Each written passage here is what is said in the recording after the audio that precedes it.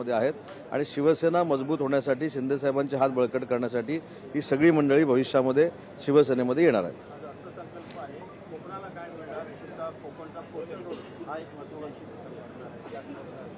Coastal रोडला आज काय मिळेल याच्यापेक्षा माननीय मुख्यमंत्री एकनाथ शिंदे साहेब असताना कोस्टल रोडचे जे पूल प्रलंबित होते त्यांना पैसे मिळालेले आहेत. त्यांची कामं देखील आता महिन्या 2 महिन्यामध्ये सुरू होतील. ग्रीनफील्ड जो रस्ता आहे तो देखील MSRDC मधनं केला जातोय. परंतु आज अजितदादा जे अर्थसंकल्प मांडतील ते भरीव शेतकऱ्यांसाठी, युवकांसाठी, महिला भगिनींसाठी, महाराष्ट्रातल्या सगळ्याच विभागासाठी चांगल्या पद्धतीनं पैसे उपलब्ध करून देतील याची आम्हाला खात्री आहे.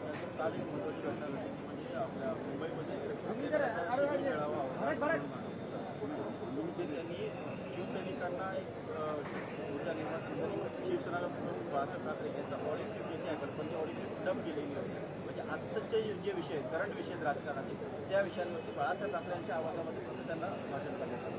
एक प्रकारे बाळासाहेबांच्या आवाजाची आता त्यांना गरज पडते. तो पण डब केलेला आवाज ज्यांनी मला असं वाटतं की वंदनीय बाळासाहेबांचे विचाराची प्रतारणा केली त्यांना वंदनीय बाळासाहेबांचा आवाज डब करून बाळासाहेबांच्या नावाचा उपयोग करावा लागतो. याच्यातच सगळं आलेलं आहे. पण मला त्यांच्या मिटिंगवर काहीच बोलायचं नाही.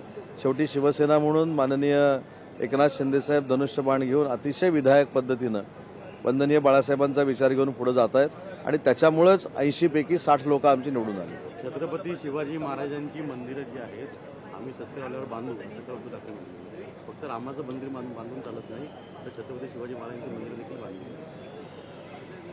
आता सत्तेवर कधी येणार मला माहीत नाही. परंतु आता 237 आमदार जर महायुतीचे निवडून आलेले असतील तर पुन्हा एकदा विधानसभेवर ही मंडळी काहीच बोलायचं नाही. मेट्रोमुळं लाखो मुंबईकरांची सोय होणार आहे, लाखो उपनगरातल्या लोकांची सोय होणार आहे.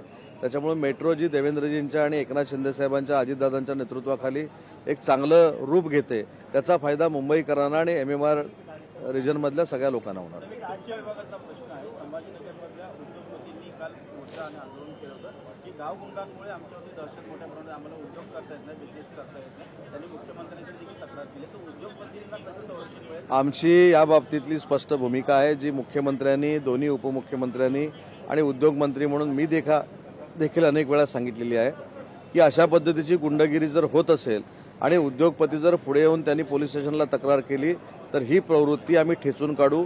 याच्यावर आम्ही आजही ठाम आहोत आणि अधिवेशन संपल्यानंतर मी स्वतः छत्रपती संभाजीनगरला जाणार आहे, उद्योजकांची बैठक घेणार आहे आणि त्या बैठकीला CP असतील, DSP असतील, पोलीस विभागाचे IG असतील यांच्या उपस्थितीमध्ये अशी प्रवृत्ती ठेचण्याचे मी निर्देश देणार आहे.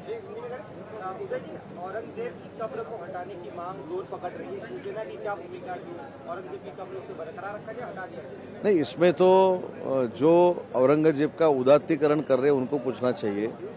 जो लोग औरंगजेब का उदात्तीकरण करने वाले को अपने साथ में लेके राजनीति बना रहे उनको पूछना चाहिए.